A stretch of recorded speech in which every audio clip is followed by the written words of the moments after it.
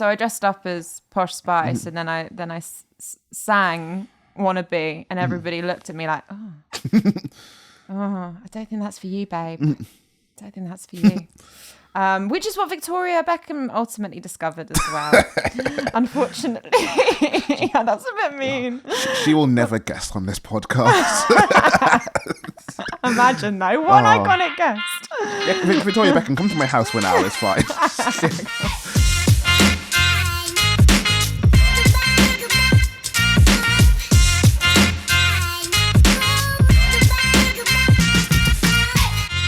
Hello and welcome to the Process Podcast. I still will never actually plan an intro because that feels like too much work to do. But what isn't too much work to do is bringing in some incredible guests. And I have an incredible guest with me today. Please welcome to the podcast, Ella Dorman-Gajic.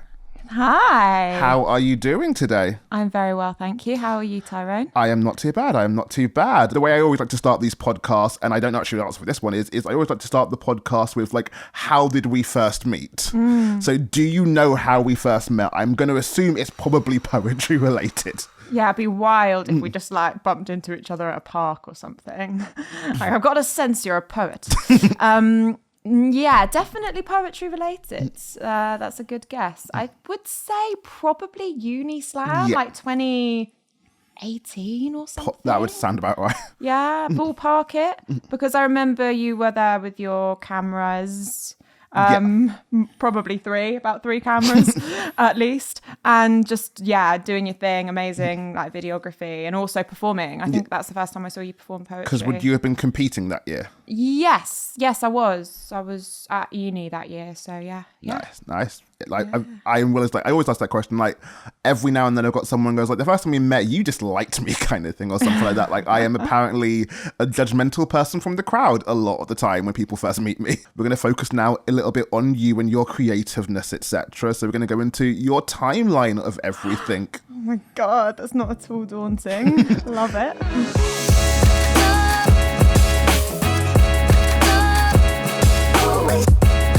To kind of get started on the timeline thing, obviously you are more than just a poet. You write for many different mediums. You also do some acting as well, etc. You have a lot of disciplines. So for all this, as we look into your past kind of thing, like, what got you to start being a creative? Like, what were you first trying? Like, was it like, I'll do all of it first, or was it like starting with like maybe like acting first and then went into other paths? How was it for you? Yeah, a lot of people call me multi-talented. I'm very much using little bunny ears here, but I just call it indecisive, to be honest. Fair. That's my translation, because I am a little indecisive being, and I'm like a kid in the candy shop when I see, like, you know, different artistic practices. I don't know what to choose, but I do think different ideas belong in different spaces for sure. And yeah, to answer your question in terms of like what got me into it, I suppose I've never been super like academically minded at school. Drama and English, always my favorite subjects, and I just love theatre and I love films from a very, very young age. Poetry took me a while to get warmed up in that arena, I won't lie to you. But I did actually also love studying poetry in my English class. But yeah, I just loved going to the theatre. I was just really like immediately inspired by how characters came to life on stage, live in front of you. I think it's such a magical, like energizing feeling. So I knew I immediately wanted to be up on that stage in some capacity. I don't know, I suppose a little bit of naivety there as a kid. But I did community theatre from a very young age. So from the age of like 15, I was like in Romeo and Juliet, and then I was in Anne Frank, and I just loved it.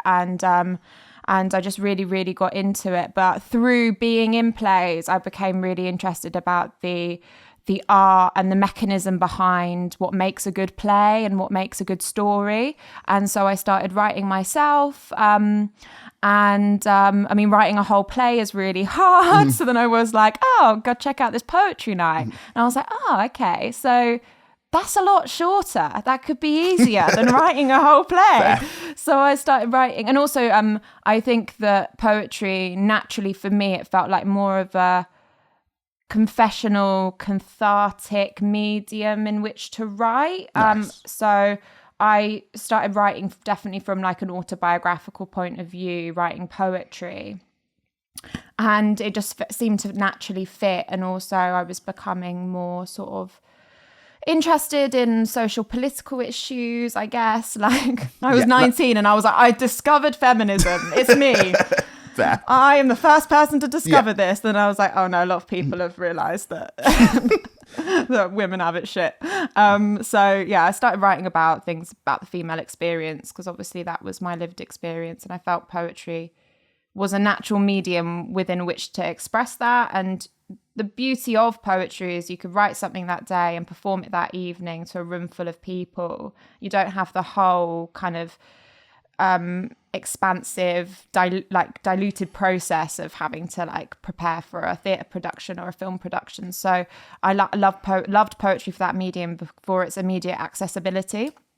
And then, but I went on to study script writing at uni, and I've always, that's like been like a really big long-term ambition, is like getting my scripts professionally produced, because as well as poetry, I do feel like storytelling, narrative storytelling really has so much impact in terms of it holds a mirror up to society, and it helps us relate, but it also elevates experiences like outside of our own and and gives a platform to characters' arcs and changes, which is something that I'm just so passionate about. I think it really helps us as humanity just understand what it is to be human. That makes a lot of sense. And I guess like to ask specifics of you now, like obviously with like finding poetry, like was it just my works and shorter form stuff, or was it like I'm looking on YouTube and I've YouTube some like poetry things and I found something there? Like what was it like?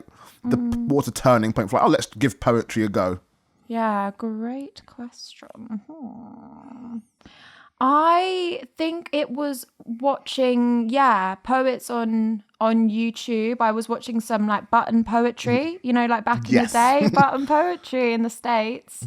And yeah, like, I mean, early influences for me were poets like Kay Tempest, Holly McNish, and still really love their work, and just seeing how they could explore thematically and through also like a bit of storytelling, also through imagery, metaphor, these different issues in a way that was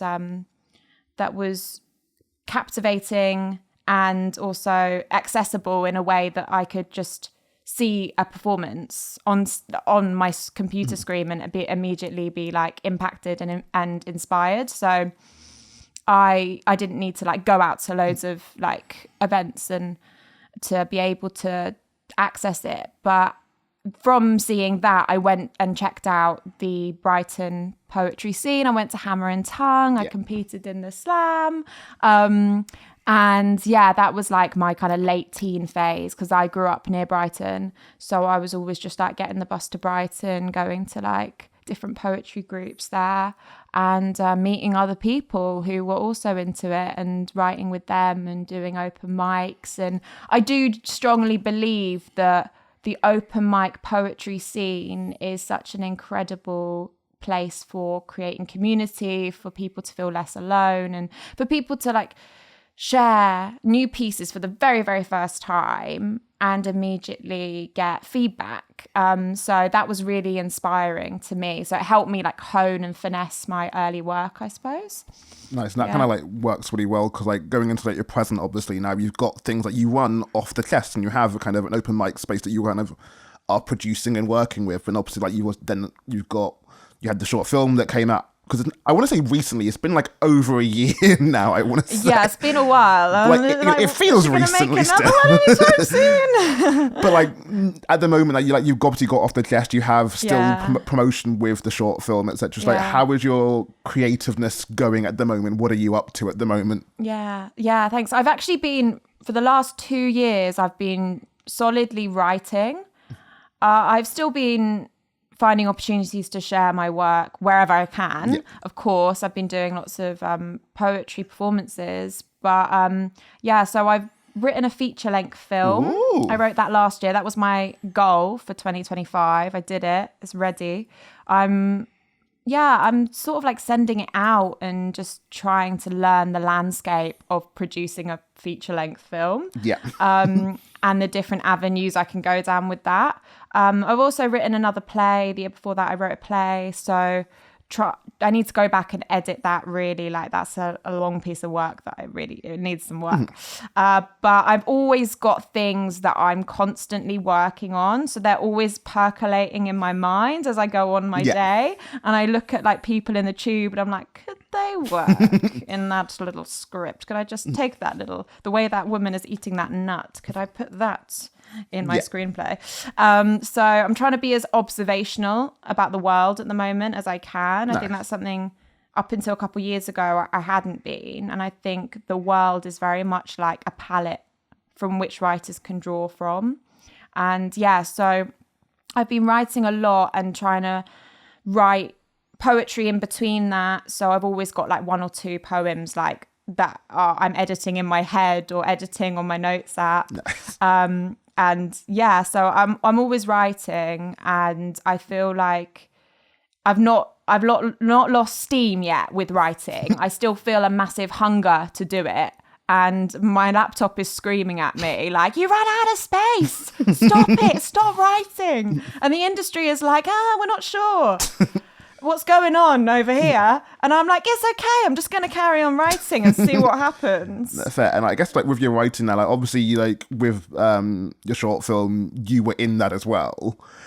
Are you also writing with the idea of also, but I kind of want to act in it as well? Or is it purely like I'm writing for someone else to be starring in? Like, what is the vibe? Or does it change on the day? On the day I was like, I think I'll take this one, sack the actor.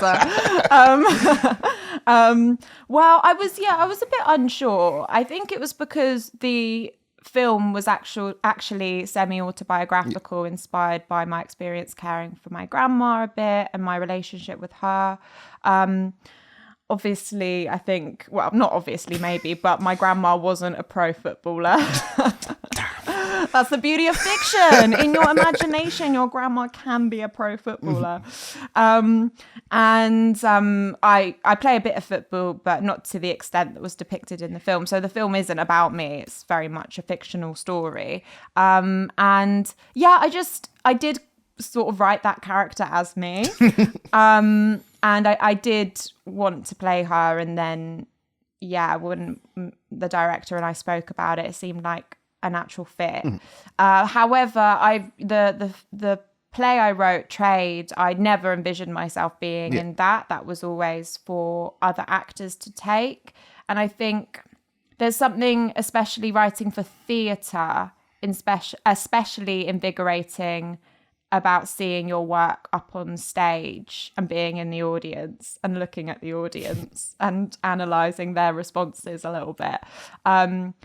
That I think is particularly unique to theatre, and hearing my work, hearing other people say my work for the first time, I feel really energised by that. So I really love that. But with cinema, I still get the opportunity to look at the audience. I'm just watching myself and the audience.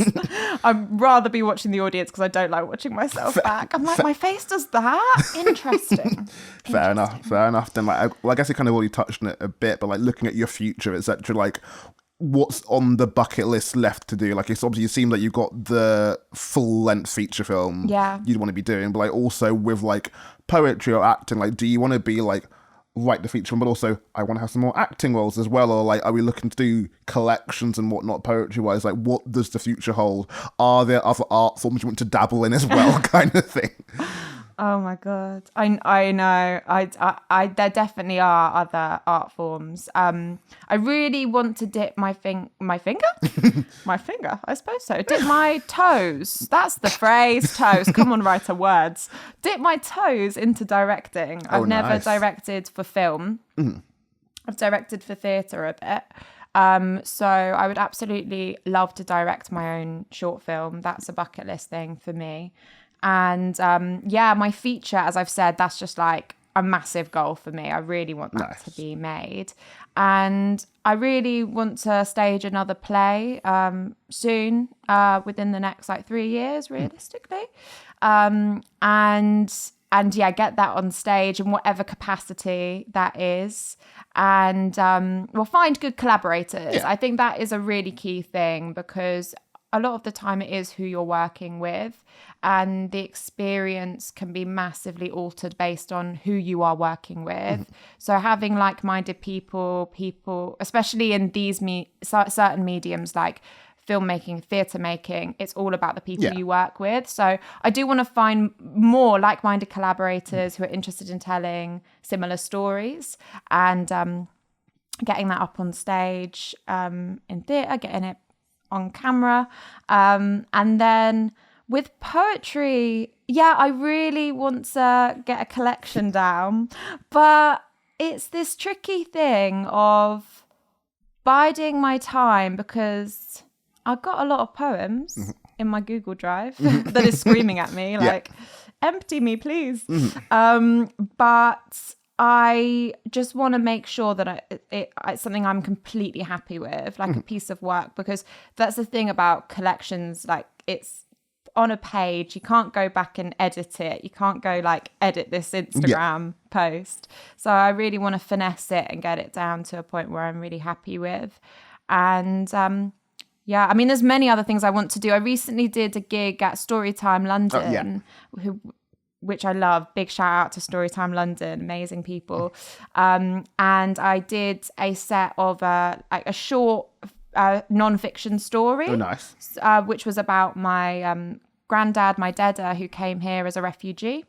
But also it was peppered with a couple poems as well that related to the story. So I really like this medium of true stories told live, and also tying that in with poetry. Nice. I mean, sometimes that is just what I do at poetry sets. I mean, you've seen me, I've been at Process. I'm like, she's like, is she ever gonna, you and Kayla, like, is she ever gonna get to the poem? Is this time for the poem yet? You are more than fine. No, it's one of the ones where like I look back on the scene, and I don't want to do like pre-COVID and post-COVID times kind of way, but like I do look at like some of the people I knew around who were doing stuff before COVID hit, and they were having there were not a lot more, but there were more storytelling nights as well that were fun to go to. Like I know like Dan Simpson and Paula Varjak were playing with one called like Worst Dates Ever, where they would get like comedians and poets and storytellers of all kinds to come over and share stories about their worst dates ever, and you can do it in whatever medium you wanted to. So like I had a couple of poems about worst dates, but they also get like comedians doing sets about it and storytellers doing sets about it. And it's like, this is a nice, because these are all stories, they're all with a theme, but they can be different art forms. And not saying poetry must do poetry. You can, if I wanted to, get a new story about it. So I like that kind of a thing. Yeah, definitely.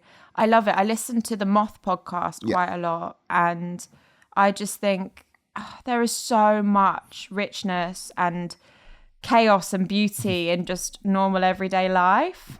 And also like just normal like domestic or everyday settings as well. I think there can be incredibly profound moments in there. So yeah, I really love watching and listening to more true stories. And yeah, as you say, like a night on a theme, that's such a great idea. That's such a great idea. I love that. Nice. And lastly on this, like, obviously you've got like Off the Chest, and like are there any plans like Off the Chest going forward? Like what is the goal, dream for that as it kind of continues to grow? Yeah, sorry, I didn't even mention Off the Chest. My love, Off the Chest. Yeah, me and Ifti Kalatif, shout out, amazing poet, amazing person, amazing producer and host. We run it together. We've been doing it for 6 years. This year it'll be 7 years actually, since 2019.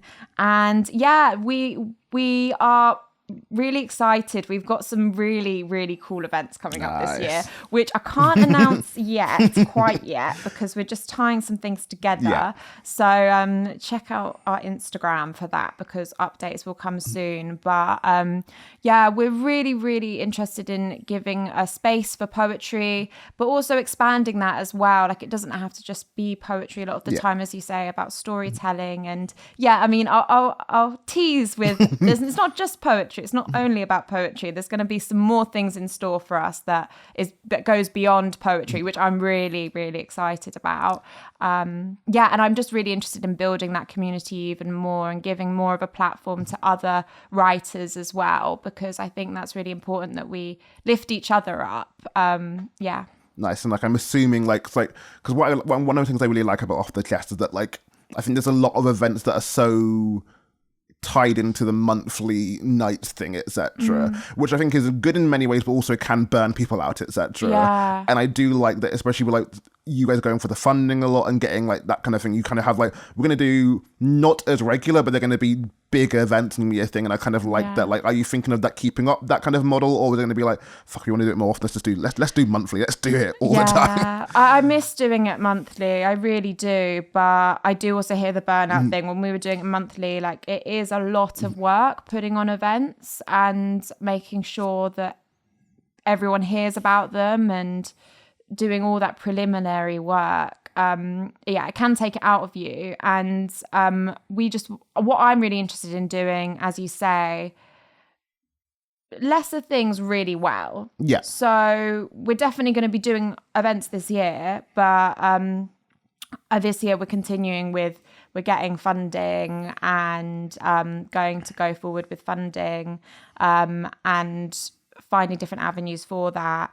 But really excited. We are going to be making announcements soon. I can't reveal anything yet. That's all good. That is all good. Well, that is good into getting to know a bit more about you now. But now we're going to go into having a conversation. We're going into more depth in some of these things as we go into our next section called Let's Talk About. Yay! Can't wait.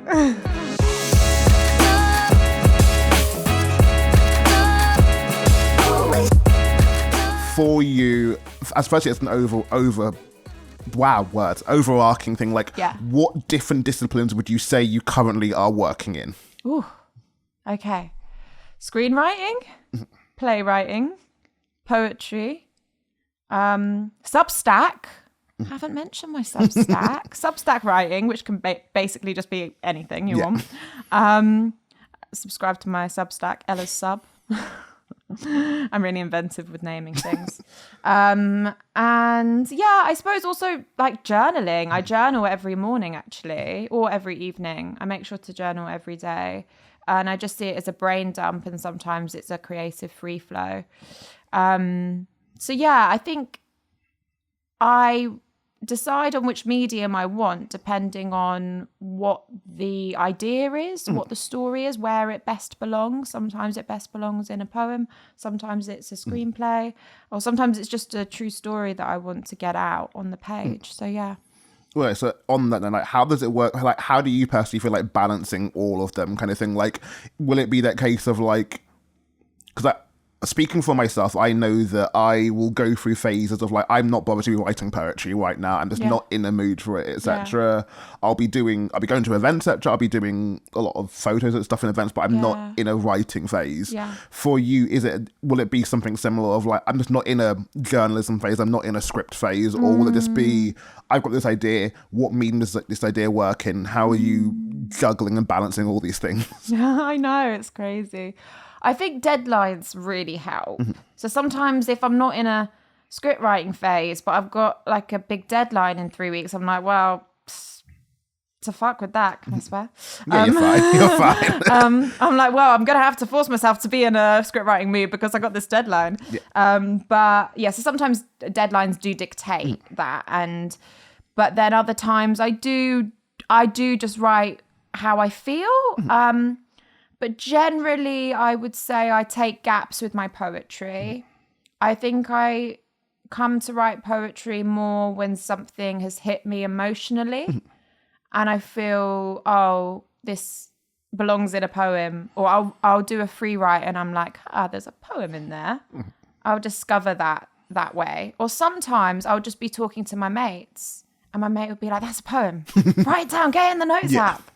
And so I'll just troll through my notes app. The notes app is a sacred place for me, I must say. And I'm really proud of it because I don't pride myself of being like super type A or anything like that. But my notes app is a very type A place. So meticulously organized. Nice. I have different folders for different things that I'm working on. So I will have poetry / like poetic. Yeah. So if a poetry line comes to me, I'll note that down in my notes app, put it in the poetry / poetic. Nice. If I'm writing a poem, have I got anything in the poetic library on my notes app? But then I have folders for different projects I'm working on, so different scripts I'm working on, and I'll put those in the different sections. So in terms of your answer of how to balance different projects and different writing mediums, the notes app really helps, because I'll have an idea and I know it's out on the page and I know it's stored, so I'm not like panicking that the idea is going to fly away.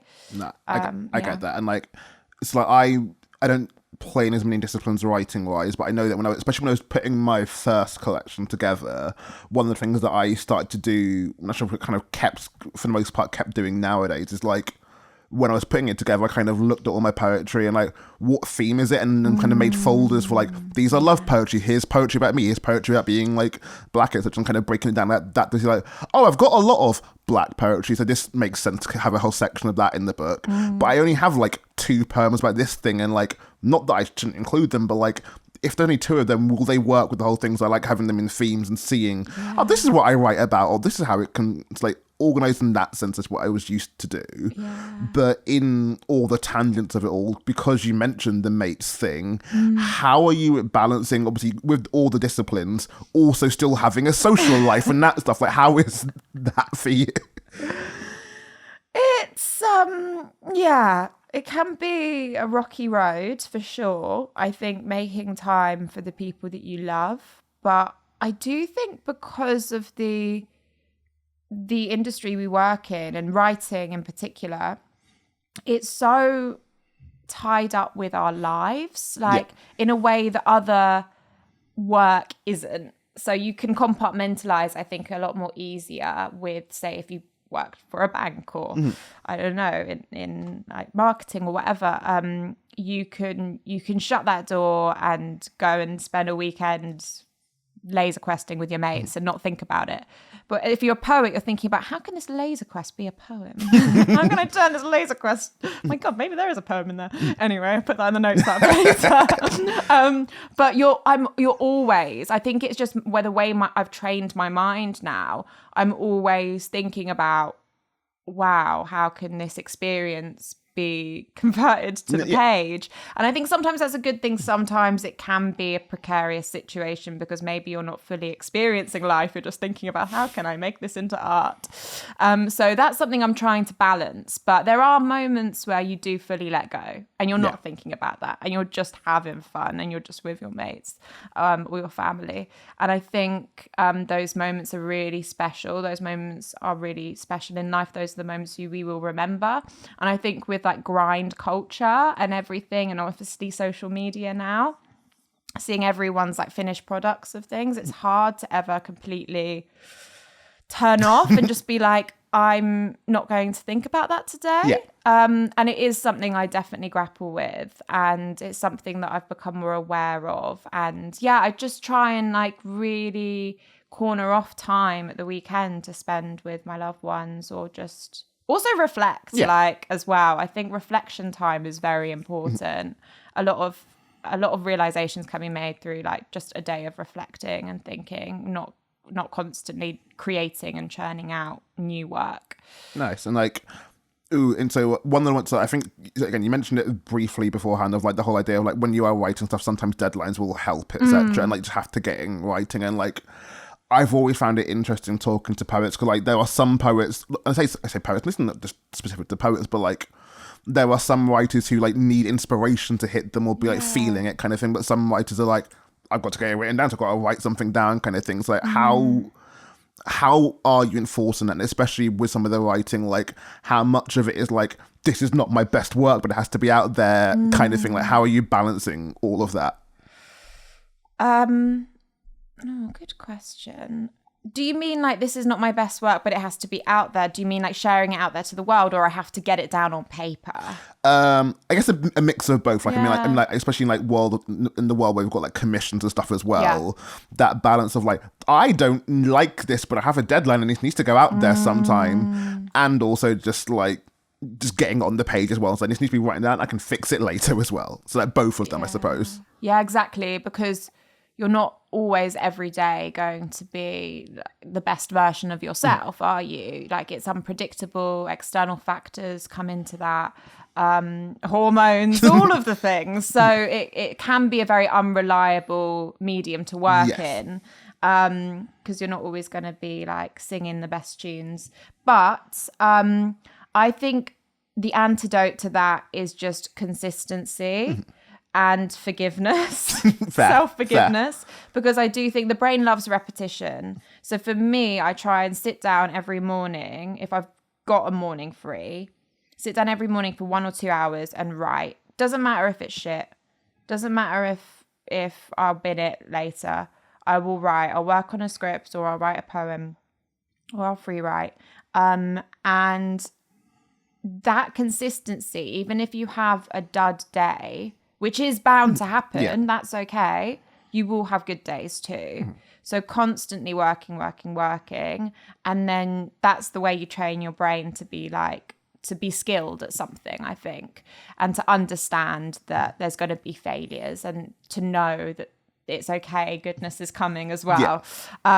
Because if you just do it occasionally, like if you just write, once every 2 weeks, and then don't for a year, for example, that's Tyrone fine. Style. No, that's all right as well. Like you could do like a full day of writing, and you're like, bam, I've done my writing for the next 2 weeks, and that's okay too. But if you're like only doing like a couple of hours every month or something, I think that's not bad either. But it's just in terms of there's so much more pressure for it to be good. If you're just doing it, less. Yeah. So it's like, this has to be great because this is the only time I'm doing this. And if it's not great, then I've got no other opportunity. Yeah. So it's carving out, and I understand in 9 to 5, it's really fucking hard to find time. So trying to carve out that time, and carve out time to be shit, basically, to let yourself be rubbish, and then the goodness will come. I don't know if that's helpful at all. No, it's fair, but I guess again on this as well, then for all this writing stuff, obviously you mentioned things like having wanting the feature film and all that kind of stuff, and ideas of where it goes. Within all this, how much writing do you ever get done which is just for you kind of thing, or does that happen much? Of I need to write for the sake of me writing, or is it always there always an audience or stage or something in mind for you? That is so interesting. That's such a good question. I think because majority of what I've written has come from myself. So it's an idea that I've generated myself, rather than somebody coming to me and being like, I've got this idea, can you write it? That's only happened quite rarely. Although if anybody is looking for a writer, we are open for commissions. Commissions is a thing. Very happy to do that. I love working collaboratively with other people as well. But because of that's the way I've always generally worked in, it is so close to my heart. So it is for me as well as for the audience. It's really interesting. I was actually watching a YouTube clip just about creativity the other day. Oh, I'll link it to you. It's really interesting. You can link it on this description. But it's about whether we create for ourselves or we create for external audience. Yeah. And I think best artists is a balance of both. Yeah. Because if you're not writing something that you're interested in, that fascinates you or sings to your heart in some way, then you're just going to put yourself through frustration writing it because it's not interesting you, even if it's what an audience, a so-called mystery audience wants, which is always in flux and changing anyway. So if you're trying to write for an audience that what the general consensus want, what is popular at the moment, then you're not really writing to what is singing to your heart.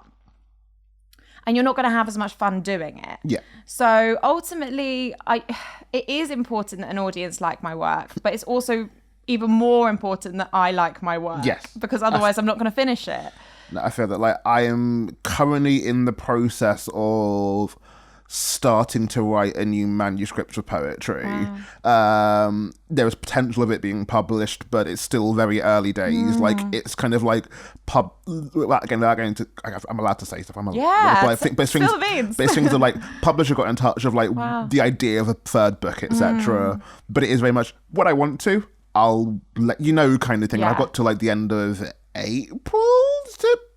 I don't know. I need to double check an email, but like I've got like a month or so. Yeah. That I can before I have to properly say yes or no, kind of thing, and send over something.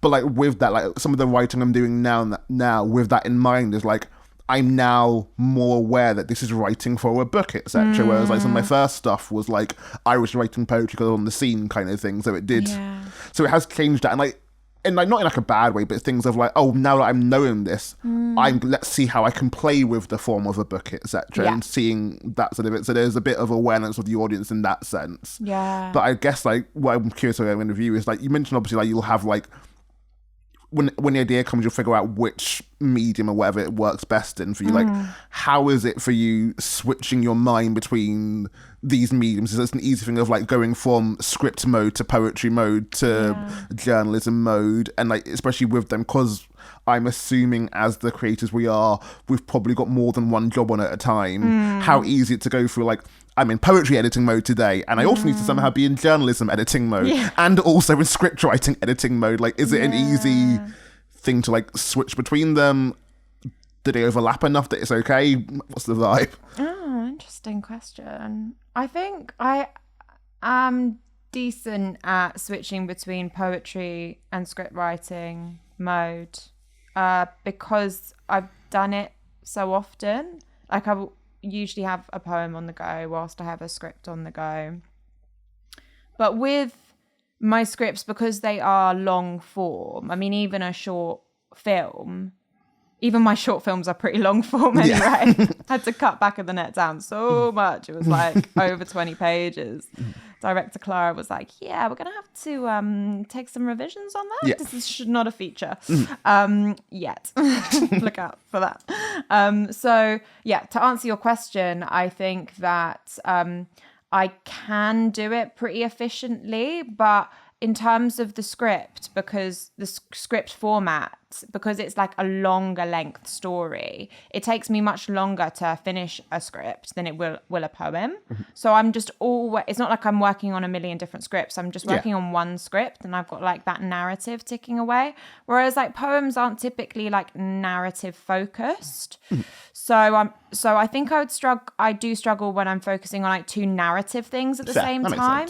And I'm getting confused between like, what does happen in that story or that story? What characters' motivations are, blah, blah, blah. Yeah, like, but in poetry, you're less focused on character motivation. It's more free flow. It's a different medium, so it doesn't. I don't get my poems confused with my scripts, which I think is good. And would you say they're doing these other disciplines help each other in any way? Yeah, I would say so. I think so. I certainly think with writing for theatre, I mean, a lot of people said this after seeing my play Trade, that they were like, oh, your poetry really comes through in that play. And I was like, oh, I hadn't really noticed. But because the play has quite a lot of direct address, I used quite a lot of metaphorical language and imagery in that direct address storytelling, which I really like to do in theatre. I think it's a great space for that. So with that, I sort of used poetic language to heighten it. So my skill and my learning on poetry has definitely informed my playwriting for sure. Not necessarily in like dialogue, because I wouldn't say that people in my plays speak like they're reciting a poem, nor would I want them to. But there's a way to subtly incorporate some. if it's not like speaking like Shakespeare, like to be or not to be, to compare these to a summer's day, that's not how I write at all. Not that there's anything bad with that. Just I'm not going to try and be Shakespeare over here. Let's be real. He did it good. No one else should try. But yeah, I think to I don't write poetically through dialogue necessarily, but thematically, I think some themes can come that are explored in a poem. I can also be like, oh, that's a theme that belongs in a play as well. So definitely it does help.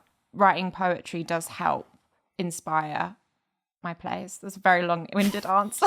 The long-winded answers, right? Again, we do long-winded stuff. We do tangents on this podcast. We do all of that. Like, you are more than fine with that. I'm just sorry for you editing later, but we say editing. Like, I don't cut these podcasts down. I really should, but I don't.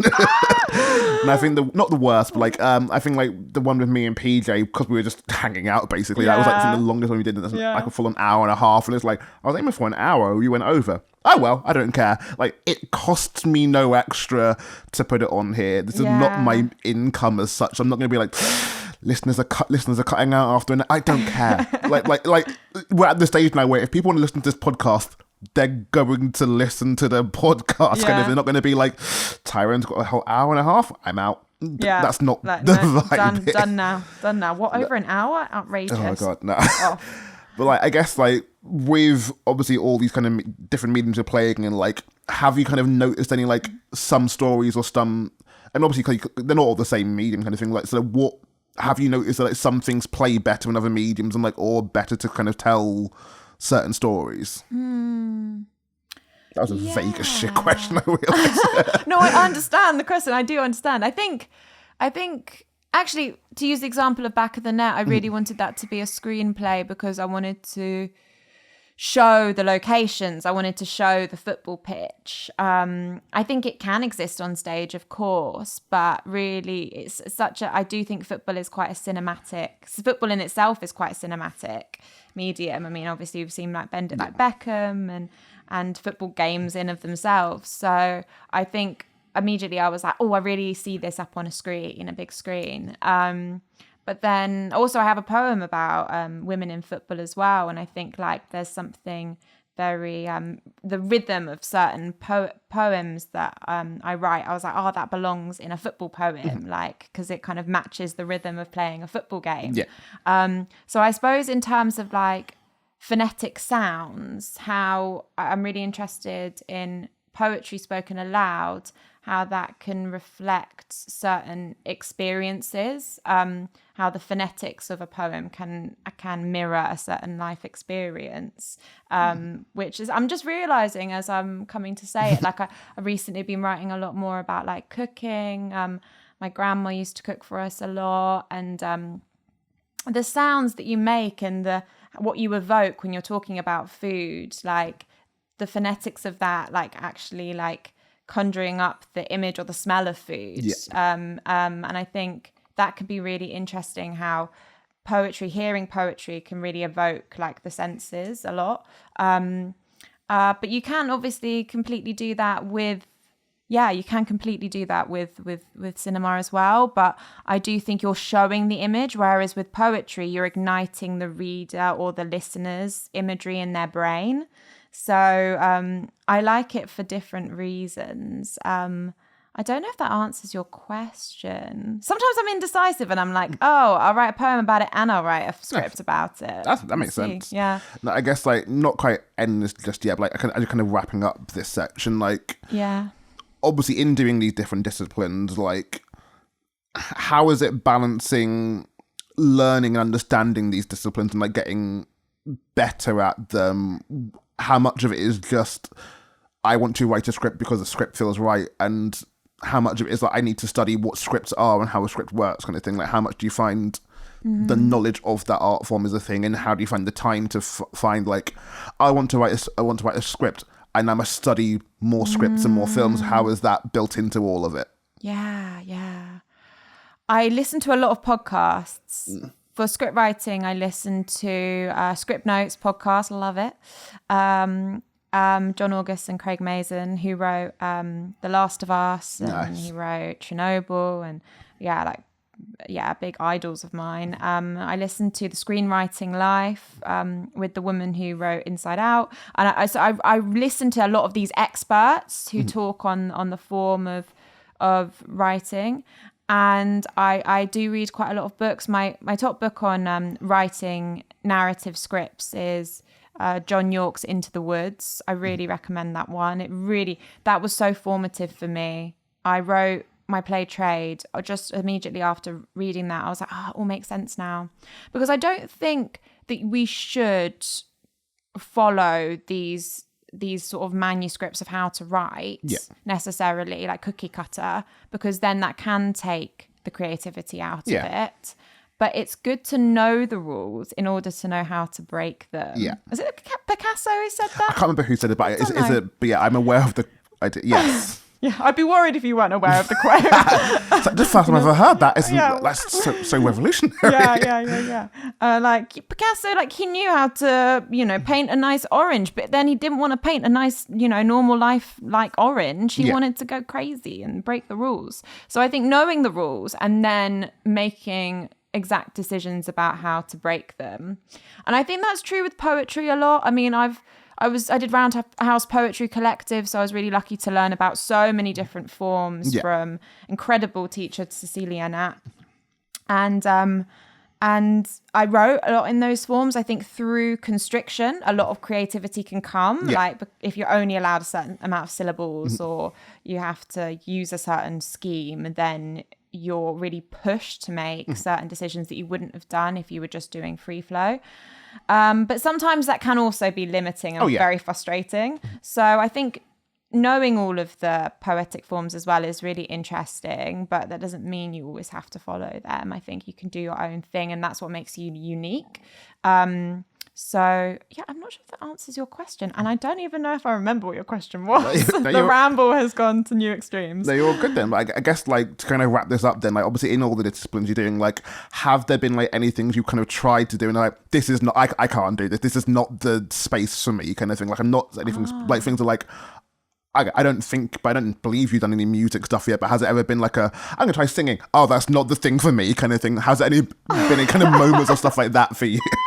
Oh my God, it's so funny you say that. Yeah, pretty much. I wanted to be a pop star when I was younger. I wanted to. And actually, my screenplay, my feature screenplay is semi-autobiographical, inspired by me dressing up as Posh Spice when I was 13, which is now just got a whole new round of relevance. How are we feeling about Posh at the moment? I know, like we need more Posh Spice on our Instagram feeds. I can only apologise. I'm sorry, she's an icon. I low-key respect the British culture that when all this stuff came out, the British response was, her song needs to be number one in the charts. Now that is a response without question. Yeah, it's like properly picking sides. It's like, this is the time. Like everybody just got together overnight and we were like, okay, come on team. Spice World, we're on a mission. I love it. Make it happen. I'm not, you know what? The Spice Girls were my idols, my early idols. I think on my Spotify Wrapped, was it like Spice Up Your Life was number 5. Strong.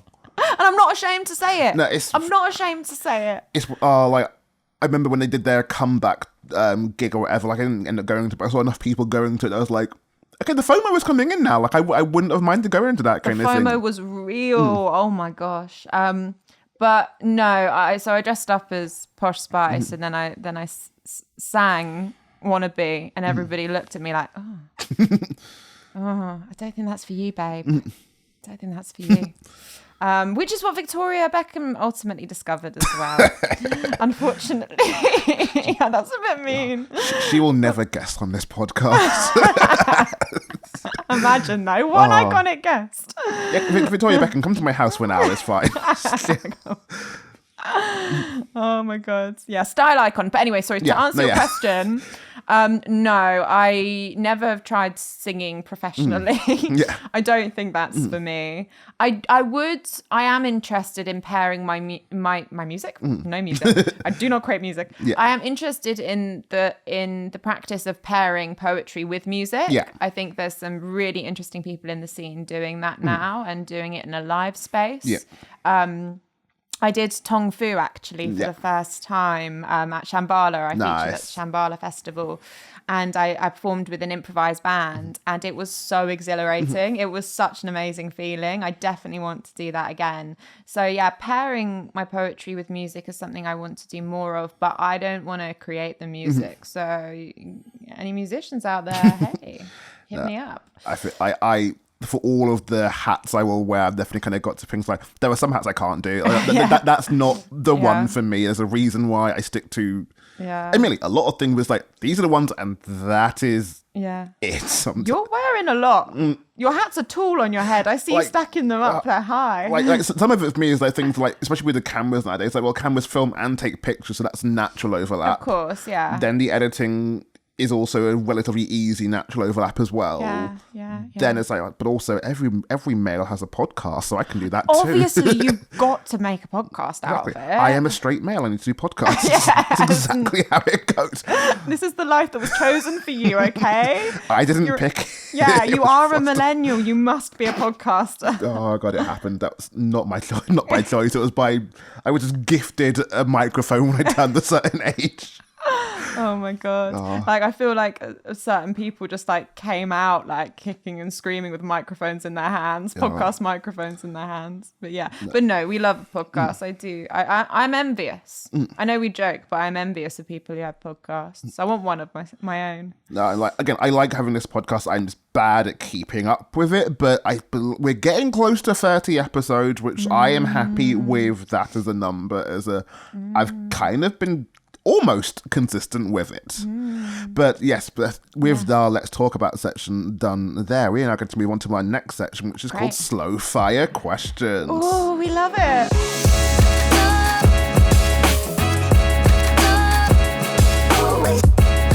When I was doing the YouTube a lot more frequently, I don't do much frequently outside of the events kind of thing, but when I was doing YouTube a bit more frequently, I had quick fire questions. I'd get poets down and do, in 3 minutes, I've got 100 questions, let's see how many we can get through kind of thing. And like some of these, there were a mix of like poetry questions, but also just general life and fun questions kind of stuff. And it would be fun, especially when you put someone on the spot, how many, what their some of their answers were. Like, I think my favourite time, there was a poet based up in Strathclyde, Jade Mitchell. We were going for them, and like one of the questions was like favourite celebrity crush, and they said Robert Pattinson. And then like the moment the camera's off, they're like, I don't even like him. It's like, there's often been like that pressure when the cameras are on the 3 minutes of it all. You don't get the best answers, but they're fun and we love content. Yeah, but I don't know who my celeb crush is. God, okay. But yes, we're doing slow fire questions now. So like, we're going to give them a bit more time. We can have conversations about it, and I can interrogate some of your questionable answers. Yeah. Survive. But we're going to pick 5 at random. Okay. So can you give me a random number between 1 and 100, please? 52.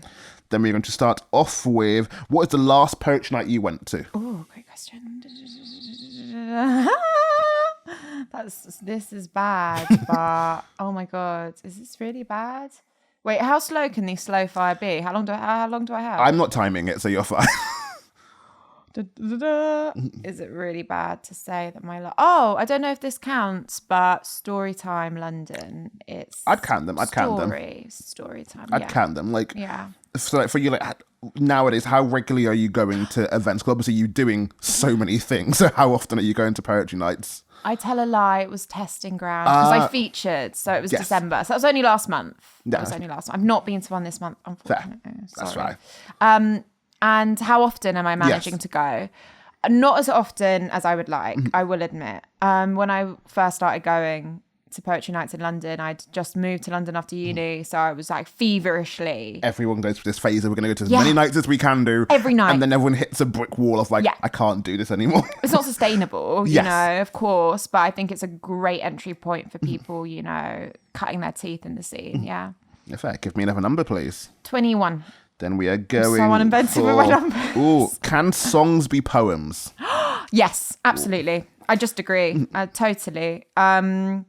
I actually like a lot of Elton John's early work with Bernie Taupin, who was his lyricist, and he just wrote them as poems. But interesting, I had an interview with him who said he wouldn't consider them poems, but you read them and it's like, this is a poem. Nice. And like, I'm assuming this, like, in songs being played, it's not like every single song is a poem, so to speak, but they can have poetic elements. Nice. Cool. Yeah. Give me another number, please. 28. Then we are going, oh, that's one for you. Theatre or film? Oh, man. That is such... Damn, why'd I have to pick 28? Why? Oh, that is so hard.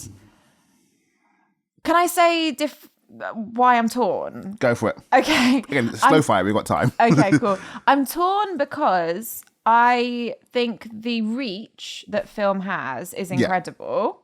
The ability it has to reach such a wide and broad audience. And sometimes I can just be completely floored by a visual of a film. However, I think the winner has to be theatre.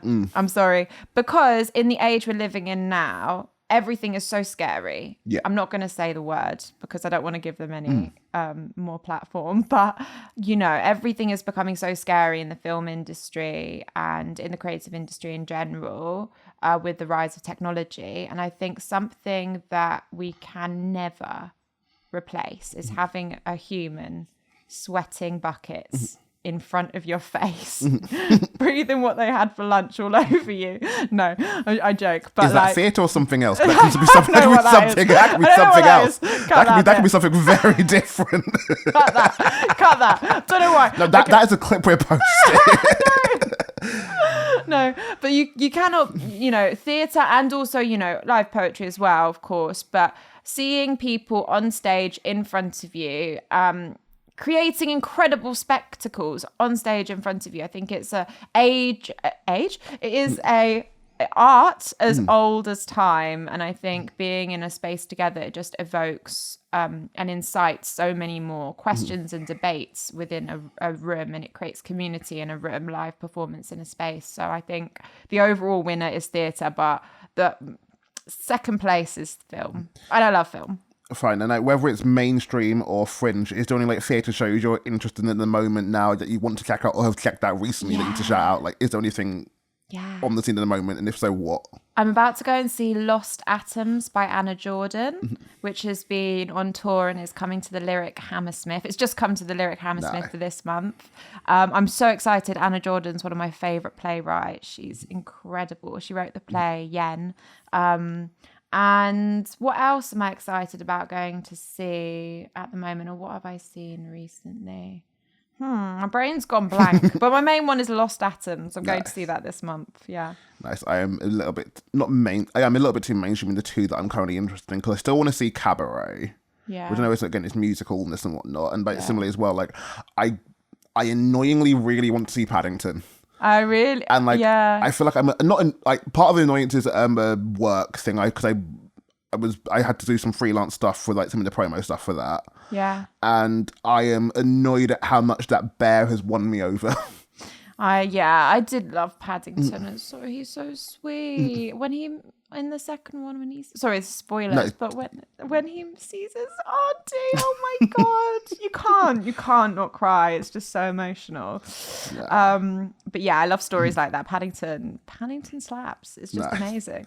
Oh, completely, like Paddington 2, brilliant film. Oh, so good. It's one of the best, one of the highest really regarded films in my opinion. No, we'll do two more. So give me another number, please. 78. Cool. We are going to, what is your favourite TV show? Oh. Oh my God. I don't have one favourite, but the TV show that I recommend to everyone is a show called In My Skin, which is on BBC iPlayer, because I just don't think enough people have watched it. Fair. It's fantastic. It's moving. It's heart-wrenching. It's funny at points. It's unquestionably real. It's about a girl coming-of-age story who's caring for her mother, who has mental health problems, but also balancing like social life as well. And it's just a beautiful piece of work. And yeah, I just loved it. Go and watch it. Nice. And like, are you I know you already did theatre and film, but like film versus TV, like do you get to want to watch much on TV nowadays? I watch a lot of TV actually. Yeah, I love TV. I love sticking on a series. Series I watched recently was Film Club, actually, which is ironic because it's just a series about watching films. I was like, I love that film too. But I thought that was a brilliant, felt very British as well, like very British series. So that was one that I liked recently. I loved the TV series Spent that came out last year or the year before, I think. And the TV series Mood, which was also on BBC iPlayer. But one of my classic favourites is Chewing Gum, Michaela Cole. And I also love I May Destroy You as well. Yeah. That floored me. Oh my God. But yeah, I'm really into British TV shows I love. I watch a lot of Netflix too. Fair. I'm always surfing the Netflix. For all of the film stuff I watch, and as much as I go to cinema, I will come back home and watch some trash TV and reality TV shows. That is I need to turn my head off and just leave that on in the background and not pay attention. Yeah. It's a vibe. I'll shout out to The Traitors. Nice. God, what a series. I still never watched it. Oh, really? No, one of them, so I not joke, but like one of the reasons why I didn't get into it, especially from the first season, is I was working back in the office at the time, and the editor next to me was watching it. I hadn't heard anything about it till then, kind of thing. Yeah. And as I was looking, and I was looking over their shoulder one time, and it's like, I know one of them. Oh, really? That's interesting. From that first season, I want to say like Madeline or whatever, Maddie. Like I had been on a couple of Hinge dates with her back in the day, and so things are like. And like nothing went badly, but things of like, I don't need to see a series with the person I went on a couple of dates with. I'm fine to not engage in that thing, and then never went on it after that kind of thing. Yeah, that can be wild when you see someone in that context, and especially Traitors, because it really puts them in a very specific light. Yeah. But I think Traitors. Sorry to go on the tangent, slow fire question. We like tangents. Tangents are fine. I think Traitors, even though people do class it as trash, I mean, I don't think it's trashy in particular, but and it is reality TV, of course. I think because they're playing a game and there's so much dramatic potential that is like completely, fully like tapped into. Like the dramatic irony, like the fact that we know something that most of the contestants don't know. The heated debates and discussions. I mean, it is rich with so much drama that I think a lot of it has actually inspired some of my writing, like dramatic writing as well, because it's quite Shakespearean in a way, like how the secrets are kept and everything like that. It's one of the things where like, I feel like I probably would enjoy it, but I think not a bad start to it, because I had that as my first initial impression of it. It's things of like, I can't jump on it now of thing. Like, and there'll probably be a time like, there probably will be a time when I do, but I think I'm also at the stage now, in my old age now, where there's only so many shows I can keep up with, and it's like, I can't take another one on. I've already got my time filled. I can't add another extra. You've got your repertoire. Can I ask you a slow question? Go for it. What's your collection of like trash TV that you watch? I mean, so right now I am binging the Vanderpump Rules, which is a spin-off from the Real Housewives of Beverly Hills. I was dating someone who was in the housewife person, and that eventually broke the dam and got me into it. That's been my trashy one. I had been a Love Island person, but I'm not bothered for All Stars right now. I can't be arsed with that right now. But like, give me a Love is Blind. I will watch that. It's a really problematic show, and I will be there opening night every single time to watch it. It's like, this is bad. Turn up the volume. I shouldn't be doing this. Yeah. But at first I didn't think it was too problematic, because it's like, you fall in love with somebody for their heart and their soul, their personality. I mean, like, I think like one of my biggest issues is something like a Love is Blind thing, and there was this really trashy, boring ITV dating show called Dating in the Dark. Yeah. Which was a similar premise, but like, well, not similar. It wasn't that, because it was. I do have Dating in the Dark, but it was like, that was over like at most a week kind of thing, rather than what the whole Love is Blind stuff does. But I think the issue with the Love is Blind thing is that it's like, you're not testing love, because love and marriage are not the same thing. Yeah, agreed. And like, it's because like, I'm not saying they're totally perfect, but like, there's a lot of relationships I see on Love is Blind that there is a world where if it wasn't about the marriage, they would still keep dating and be together kind of thing. Yeah. And so you said, cool, but no marriage straight away is like, well, that's testing a different thing, because even if you could see someone, getting married in a month is still kind of not, again, obviously we've got Married at First Sight, so it's not that you can't do that as another show as well, but like, it feels like it's testing two different things, and not to be too technical and scientific, but it's like you're testing the wrong thing here. Yeah. What you're saying you're testing is not actually the thing you're testing. Is my not hill I will die on, but that's a really good point. I do agree. They have to put the stakes in there though. Again, I'm watching it all the time. I'm still watching. I'm still getting my Netflix subscription, don't you worry. So I'm watching it, and I will be criticizing it as I keep watching it, and like, yes, I am still watching Netflix. I'm just going to complain about it, but I am still watching. Let's do one last question, one last number, please. 47. 47, then we're finishing on a nice wholesome one. What is your favourite animal? When I was a kid, it used to be a dolphin. But then I found out a couple of years ago that dolphins are big bullies, like the big bullies of the sea. And they're like basically like humans, but for the sea. And I'm like, I don't think I can get behind that anymore. I'm sorry, dolphins. So, I don't know. I'm going to say a beaver, because I think it's incredible that they can build dams. Fair play. That's like insane. Fair Wonderful. play. Oh, because it's in my head, there's a new Pixar film coming out this year, I want to say it's called Hopper. I could be a little bit wrong. But basically, the way it's been described and the way the trailer kind of goes, it's Avatar, but for animals. And the lead character goes into the mind of a beaver and goes into the natural world as a beaver. I love that. Beavers are so hardworking, man. They just work, they grind away. And I see what they're doing. And I think that this is me giving a platform to them. Thank you, beavers, for building those dams. I see them. They can be big. God damn. Well, on that lovely note, thank you for coming down to this podcast today. My pleasure. You have a camera here if you want anyone to find you and whatnot, socials, all that stuff, what you're doing. Let them know. Hi. So go into a completely different mode. You can find me on Ella Dorman-Gajic at Instagram, at Ella Dorman-Gajic on Instagram. And then in my bio, you can find my Substack. You can watch my film, Back of the Net. And you can find Off the Chest also via my bio. And we host poetry nights. We do an open mic. Come check us out. Nice. And if you're already here, then you know all about Process and where all the stuff we're doing is. So I don't need to plug it in this because you're already here listening to this. So we're fine. But yes, this has been the Process podcast, and I end it how I end all the things that I love you all. Now fuck off. Goodbye.